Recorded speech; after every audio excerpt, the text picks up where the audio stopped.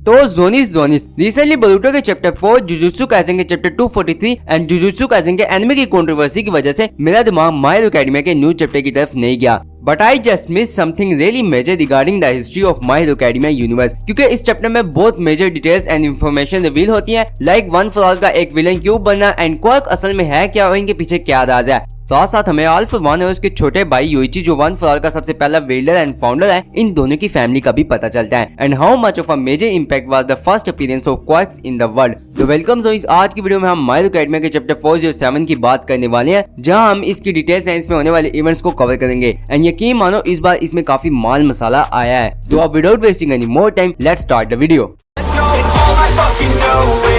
I got my pros and wherever we're going, you know we own it. All I fucking know is I got my pros and wherever we're going, I put my pros before.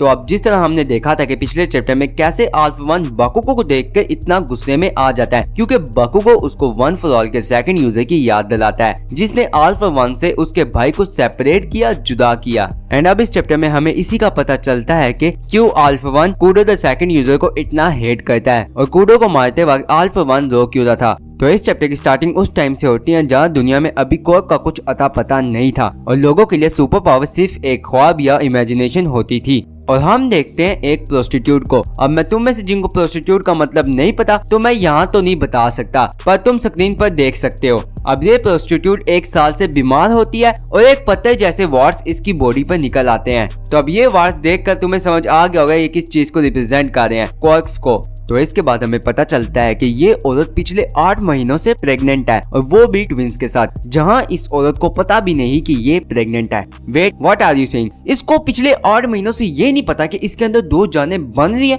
क्या level है unawareness का। And अब इसके अंदर ये 2 बच्चे जो जिंदगी में आने वाले थे, ये उस औरत की लाइफ फोर्स को ड्रेन कर रहे थे और एक दिन किसी नदी के किनारे she give birth to these 2 children and died. लेकिन किसी वजह से वो वार्ड जो इस औरत के उल्टे हाथ में थे वो गायब हो गए थे एंड माँ की मौत के बाद दोनों बच्चों के पास सिर्फ एक दूसरे का सहारा था। और जब एक लाश और 2 बच्चों को जो अभी अभी पैदा हुए उन्हें चूहे खाने आए तो नदी का पानी उन बच्चों को अपनी लहरों के साथ ले गया। तो अब तुम लोग में से अभी जो लोग कंफ्यूज हैं और उन्हें समझ नहीं आया कि ये बच्चे कौन है और उस औरत के उल्टे हाथ पे जो वार्ड्स थे उनके साथ क्या हुआ, तो मैं तुम्हें बता दूं ये बच्चे असल में all for one and one for all का फर्स्ट यूजर योइची हैं। जहां ये दोनों कैसे पैदा हुए, क्या था इनका पास, पूरी तरह रिवील हो गया। एंड जिस तरह तुम्हें पता है कि ऑल फॉर वन की एबिलिटी क्या है, तो इसी वजह से ऑल फॉर वन ने सबसे पहली एबिलिटी जो पैदा होते ली वो अपनी माँ की ली, क्योंकि वो वार्ड्स एक क्वार्क एबिलिटी थी। अब वो असल में क्या एबिलिटी है वो हमें आगे ही पता लगेगा, इसलिए बस थोड़ा सा वेट कर लो।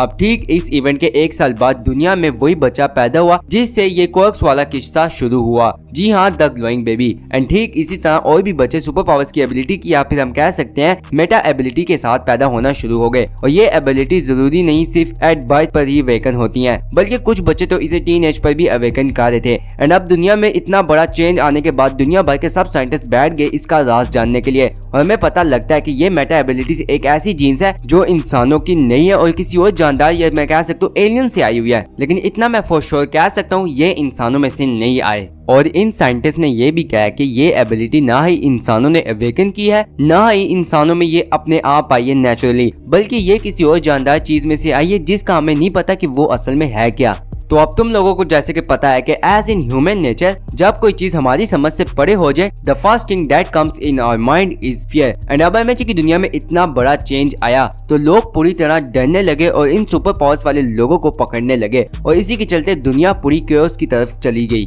तो अब हम देखते हैं कुछ लोगों को जो इन मेटा एबिलिटीज वाले बच्चों को पकड़े थे या मेटा एबिलिटीज वाले यूजर्स को, और उन्हें एक बच्चा नजर आता है जो ऑल फॉर वन होता है। अब ये लोग उस बच्चे को एबनॉर्मल समझते हैं और एक बच्चा होने की वजह से उसको इग्नोर करते हैं, मगर अब इन लोगों के साथ जो आगे होता है ना वो देखने वाला होता है, क्योंकि ऑल फॉर वन अपनी माँ का क्वार्क इस्तेमाल करते हुए इन सब को चीर फाड़ देता है। डैम, एमएचए काफी डार्क बन गया है। अब हमें पता लगता है कि ऑल फॉर वन पैदा होने से पहले ही जब वो अपनी माँ के पेट में था तब से उसने ये समझा कि पूरी दुनिया उसकी है, दुनिया में जो कुछ भी है सब उसका है। And most of the nutrients from his mother were given to him forcefully. And इसी की वजह से ऑल फॉर वन का छोटा भाई योइची इतना कमजोर था और ऑल फॉर वन के लिए अगर कोई कुछ ना दे सके या फिर कोई चीज उसके लिए यूजलेस हो तो ऑल फॉर वन उसे फेंक देता है। अब अल्फा 1 का छोटा भाई योइची उसे मना करता है कि ऐसा ना करो, रुक जाओ। लेकिन in the next scene Alpha 1 उसे कहता है कि ये ले तू लात खा। अब अल्फा 1 के इस गॉड कॉम्प्लेक्स माइंड में जहाँ उसे अगर कोई चीज कुछ ना दे सके तो उसके लिए वो चीज कोई मायने नहीं रखती और वो उसे फेंक देता है।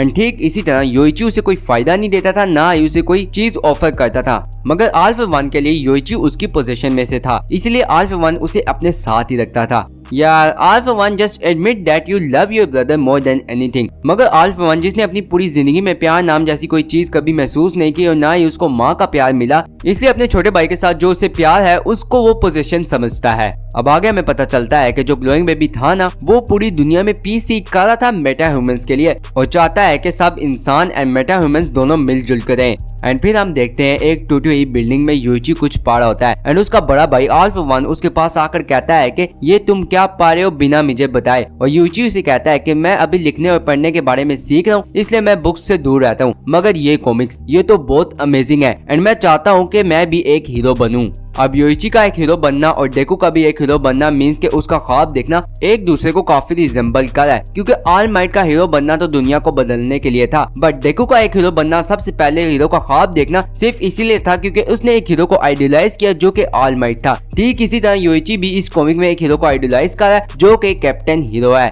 और योइची के अंदर एक उम्मीद अभी भी जिंदा थी कि उसका बड़ा भाई बदल जाएगा और अच्छाई के रास्ते पे चलना शुरू कर देगा, क्योंकि योइची को वो फीलिंग अभी भी याद है जब उसके बड़े भाई ने उसका हाथ नहीं छोड़ा था जब वो दोनों पैदा हुए थे। अब 3 साल गुजर गए और हम देखते हैं टीनेजर योइची को, लेकिन फिर हमें पता चलता है कि हमारे साथ बहुत बड़ा फ्रॉड हुआ है, क्योंकि अगर अभी तक तुम्हें समझ नहीं आया तो हमें एमएचए एनिमे और मांगा की स्टार्टिंग दोनों में बताया गया था कि ग्लोइंग बेबी दुनिया का सबसे पहला मेटा ह्यूमन था, वो झूठ है, क्योंकि यहाँ पे अल्फा 1 ग्लोइंग बेबी को मारकर उसकी पावर्स छीन कर आता है और अपने भाई को बताता है कि ग्लोइंग बेबी के फॉलोअर्स 10 मिलियन हो गए हैं। ये कितना अजीब है, क्योंकि बेशक वो first official Meta human case registered क्यों ना हो, मगर उसके पैदा होने से 2 हफ्तों पहले इंडिया में 50 मेटा बेबीज पैदा हुए थे, इसलिए ग्लोइंग बेबी के पास इस चीज का कोई अधिकार नहीं कि वो सब पॉपुलैरिटी रखे, और वैसे भी मैं हूँ सबसे पहला मेटा ह्यूमन, इसलिए मैंने ग्लोइंग बेबी की एबिलिटी चुरा ली। तो इस पे योइची पूछता है कि ब्रदर तुमने ऐसा क्यों किया, जहां अल्फा 1 रिप्लाई में कहता है कि मैंने सिंपली वही किया जो कॉमिक्स ने बताया था, क्योंकि एक हीरो अकेला लड़ता है अपनी असल पहचान छुपाते हुए, मगर वही दूसरी तरफ एक विलन पूरी दुनिया पर राज करता है खौफ की वजह से, एंड इसीलिए मुझे एक ऐसी दुनिया चाहिए जो सिर्फ मेरे लिए हो। अब जिससे तुम्हारा ख्वाब है एक हीरो बनना, मेरा ख्वाब है एक डीमन किंग बनना, और यहीं से शुरू होता है alpha 1 and one for all का कॉन्सेप्ट, जिसे खुद अल्फा 1 ही बनाता है।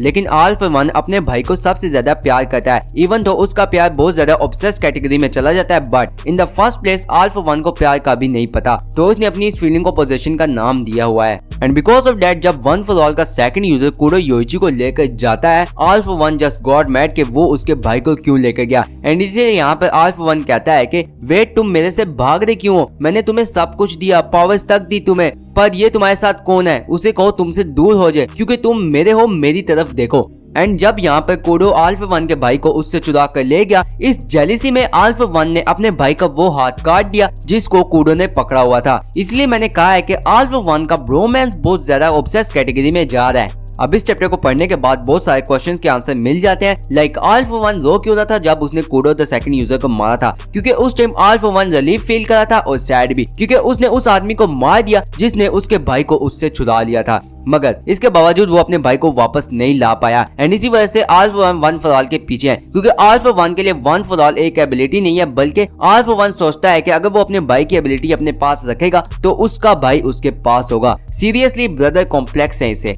एंड हमें ये भी पता लगता है कि सबसे पहला सुपर पावर या फिर हम कह सकते हैं मेटा एबिलिटी यूजर अल्फा 1 ही था, एंड जो ग्लोइंग बेबी का हमें बताया जा रहा था ना, वो असल में एक झूठ था। साथ साथ alpha 1 and one for all के फाउंडर योइची दोनों का पास भी हमें पता चल गया। तो अब इस चैप्टर एनएमएचए की मांगों को यहाँ तक पढ़ने के बाद मुझे लगता है कि Alpha 1 was born to rule. I mean ये बंदा पैदा इसी फेकिंग और वीक रूल से गॉड बनने के लिए हुआ है, क्योंकि इसकी मेंटालिटी को देखो, जो बच्चा माँ के पेट में ही सब चीजों को अपना समझने लगे तो अब उसको रूलर नहीं तो क्या कहें। साथ साथ मुझे लगता है कि हर किसी का क्वर्क उसकी मोस्ट डिजायर चीज या मेंटेलिटी पर डिपेंड करता है, क्योंकि बाकुगो हमेशा गुस्से में रहता है और उसका क्वर्क उसकी पर्सनैलिटी को भी बहुत अच्छी तरह रिप्रेजेंट करता है। एंड एंडेवर हमेशा नंबर 1 बनना चाहता था, मगर कभी सेटिस्फेक्शन या फिर ऑल माइट को हरा कर नहीं बना। ठीक उसी तरह कि आग जितनी भी ज्यादा तेज या फैल क्यों न जाए, वो कभी भी आसमान तक नहीं पहुंच सकती। Like hell fires can never reach the heaven. And इसी तरह ऑल फॉर वन की थिंकिंग के हर चीज उसकी है, एंड इसी वजह से वो हर किसी का क्वर्क चुरा लेता है, क्योंकि वो quirks according to all for one उसी के लिए इस दुनिया में आए हैं।